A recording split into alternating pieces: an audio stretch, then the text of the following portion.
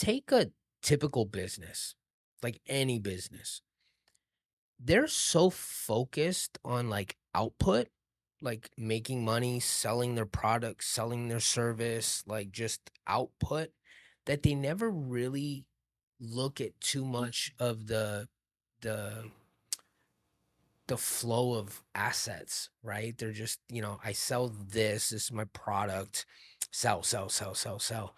In that process of your daily business, there's a whole host of things you end up with as a byproduct of that, right? So you have, let's say you're assets like or inventory. You sell inventory, either retail, wholesale, doesn't matter. You manufacture, doesn't matter. You're a product business that you sell a product. You have returns, right?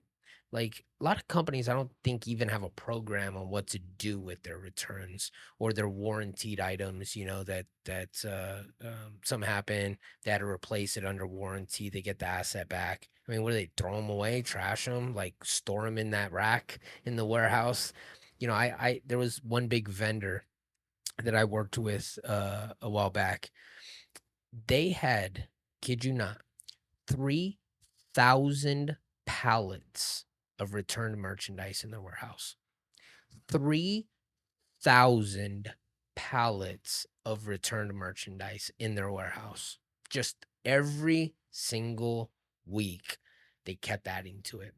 Like the idea, that you don't put a mechanism in place in your business to handle these assets that aren't your primary business, like it really needs, you know, management, right? So you have returns, you have overstocks. So if you have multiple SKUs you're selling, some SKUs sell great, some SKUs don't move at all, right? How do you keep your inventory levels? I see a lot of companies who order too much inventory of the non-moving SKUs, thinking they'll move just as good as their high-performing SKUs, and they don't. But they put no mechanism in place to move the inventory that is slow, that's slow to sell, right? You have season changes.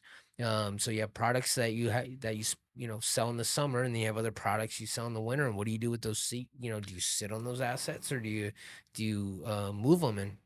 And I think it's crucial that every company work with a liquidator. Just get a liquidator in your pocket.